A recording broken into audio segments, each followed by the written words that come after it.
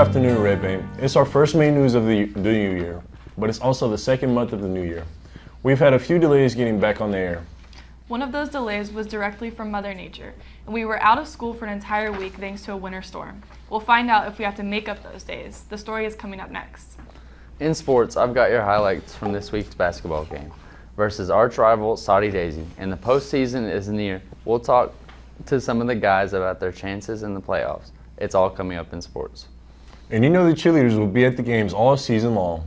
In a special feature, you'll see all the hard work and determination that goes into preparing to perform under the lights. The video is coming up a little later in the show. It's Friday, February 2nd, and you're watching the main news.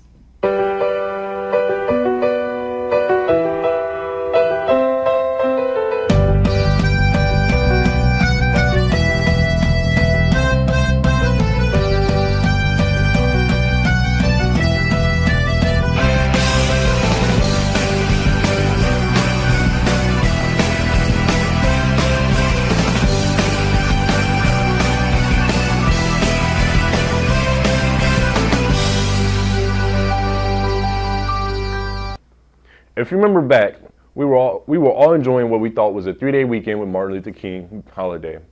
But our area got several inches of snow on MLK Day, and that snow was followed by several days of Arctic temperatures.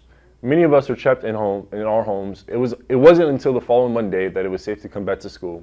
And by then, the RBHS administration had a lot of catching up to do. Our Dublin McGonigal has the story. I'm Dublin, and I'm here with David Kindiger.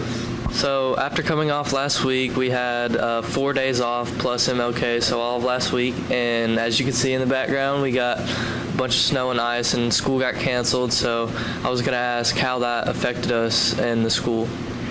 Well, we were planning on giving out report cards the Friday that we first got called off because of the high winds. So that slowed down getting information out to students and parents, and we had to redesign how we were giving those out. Usually we do it during third block. We had to do it during fifth so we could get them out faster to students. And so coming off after a week of MLK on Monday and taking 4 straight weather days, is it possible that we might have to take extra days at the end of the year?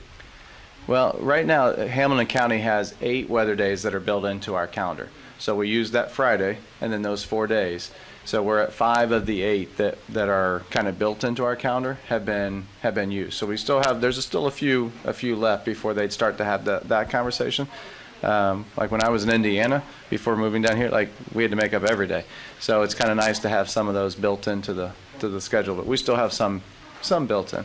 Sweet. And then last question, what did y'all have to do to clean up around campus and make sure it was safe for all the students coming back?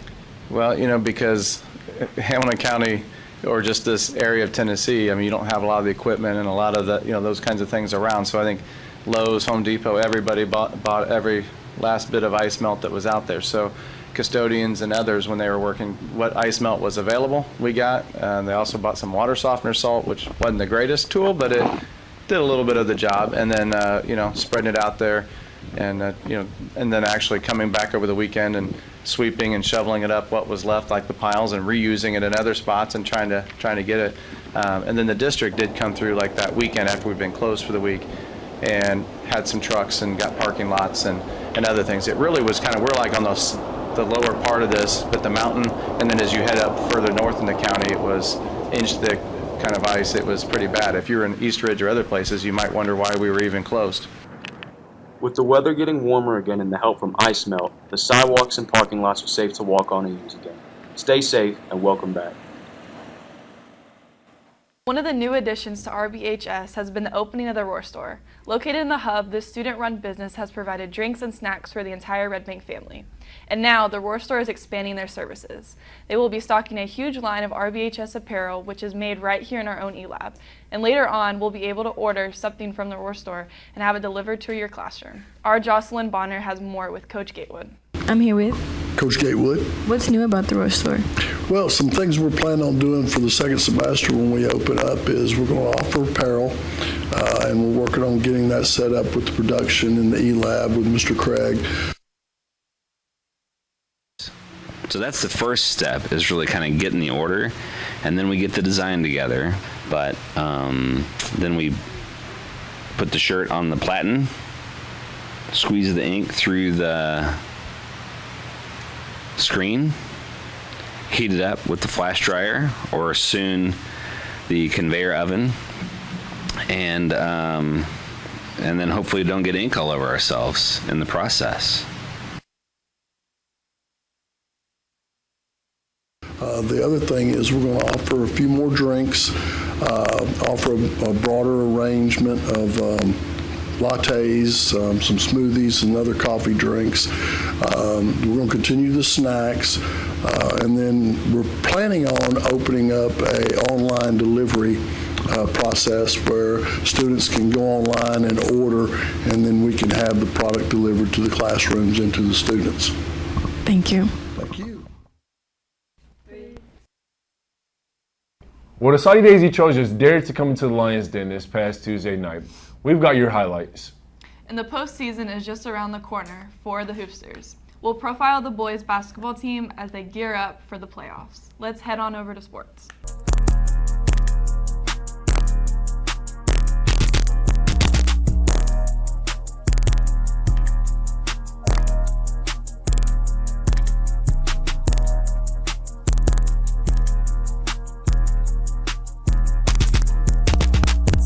Whenever Saudi, Daisy, and Red Bank meet on the basketball court, it's going to be a dogfight. Saudi came into the Lions Den this past Tuesday. The Lady Trojans would win the girls' game 68-30, but the boys vowed to get some revenge.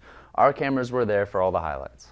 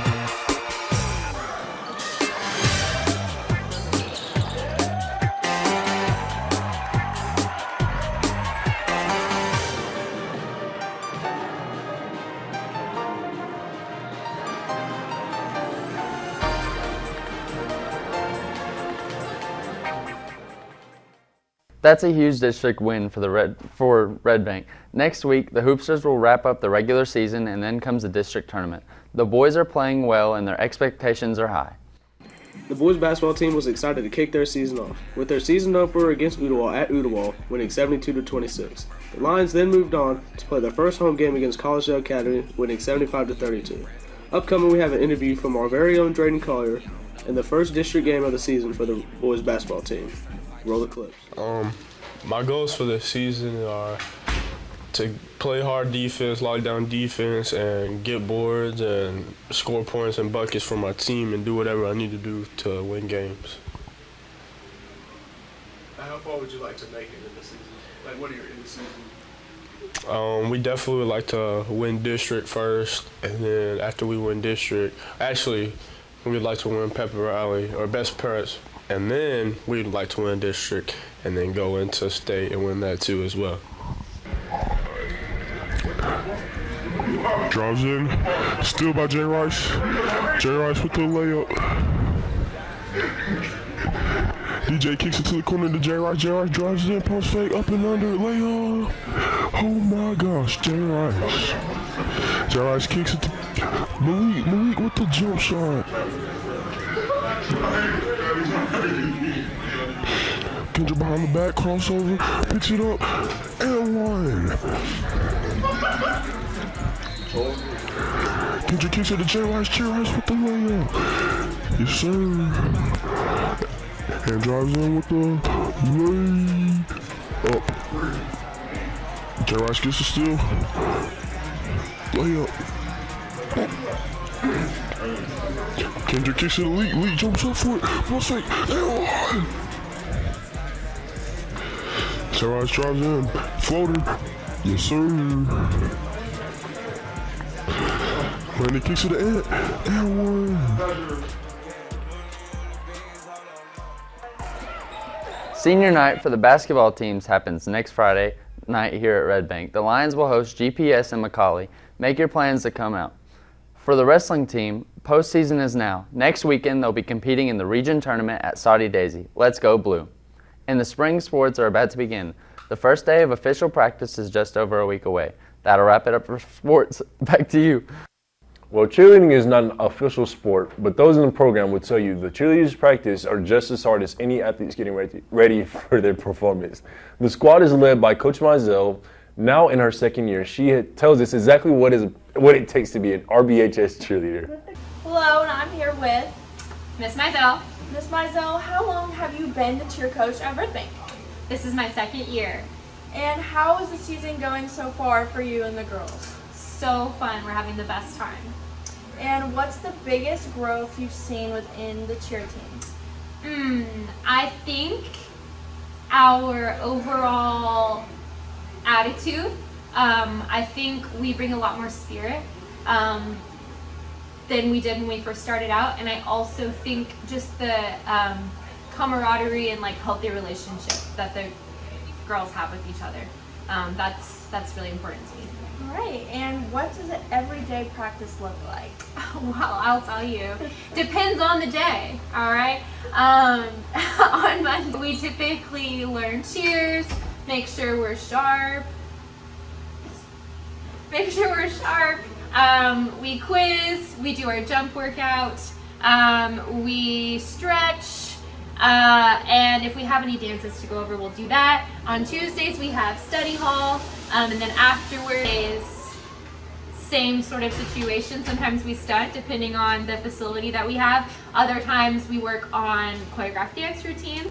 And do you enjoy coaching cheer? It is probably one of my favorite things that I do in life. It's so fun. Last question. What's your favorite cheer and can you show us? Yeah.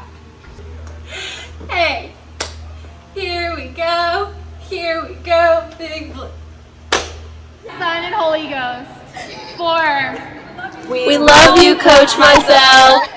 Thank you, guys. Seeing this on social media, people are shown the exact same picture of an object, but they don't see the exact same colors. Our Catherine Nambo tried this experiment here at school, and in her story, we'll find out why not everyone sees the same colors. A few years ago, there was a debate over 2 images, and now we're bringing it back up to see what you see. I'm here with Anaya, and I'm gonna ask you what colors you see in 2 images. Okay, first one. I'm seeing some blue, some black, and some gold. Gold? Okay, and then the next image. Pink and white, like a light pink. I'm here with Miss Spencer, and I'm gonna ask you what colors you see in 2 images. Okay. The first one, blue and black. And then the second one, pink and white. I'm here with Layla, and I'm gonna ask you what colors you see in 2 images. First image, I see blue and gold. Second image, I see teal and gray. I'm here with Mike Jackson, and I'm gonna show you 2 pictures and say what colors you see. First picture, blue and black, gold and white. Next picture, pink and white, blue and gray. Thank you.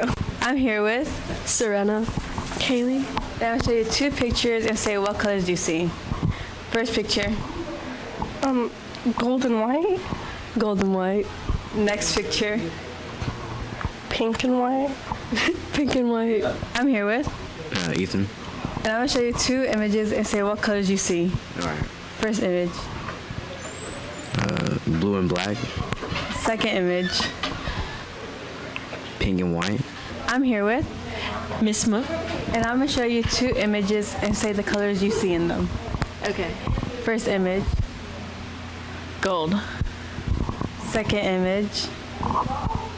The teal, like Tiffany blue color. I'm here with Sapphire. And I'm going to show you 2 images and say what colors you see in them. Image number 1. I see white and gold. Second image. Pink and white. Thank you. I'm here with Coach Clay. And I'm going to show you 2 images and say what colors you see in them. Image number 1. That is blue and I think gold. Image number 2. That's pink and white. I'm here with Wax. And I'll show you 2 images and say what colors you see in them. Okay. Image number 1. I see gold and white. Second image. Second image, I see kind of an orange and white, kind of an orangey white. Thank you. But I wonder what everybody else sees. Yeah. What do you see? Why do our brains see black and blue or white and gold? Researchers say shadows overrepresent blue light, so if you assume that the dress was in the shadow and natural light, you would see it as white and gold because your brain automatically subtracted bluish short wavelength light. Oh, well. Winter is not over, but we do have some milder temperatures for the next week. But do those milder temperatures include rain? Let's get the forecast as we head on over to weather.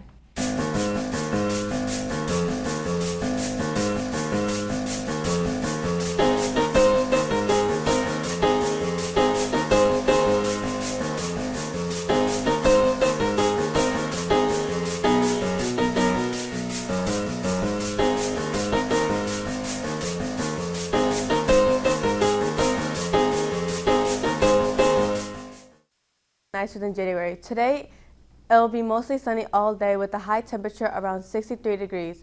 This after a low last night of 37 degrees. And tomorrow will be a carbon copy of today with sunshine and pleasant temperatures. But all good things come to an end. Sunday, the clouds will begin rolling in and the temperature will drop. And the showers are likely Sunday afternoon into the evening. We're putting a chance of rain at 60%. There may be some lingering showers on Monday morning, but things will be drying out after that. Right now, Tuesday and Wednesday look dry and temperatures will be climbing. All in all, it's a pretty nice forecast for February. Back to you. That's going to wrap up our show. Good luck to the rest of us next weekend. And just a reminder, next Wednesday is a half day for students. And then from 4 to 6 p.m. on that Wednesday, we've got the FAFSA night for the seniors. Enjoy your weekend. Peace out.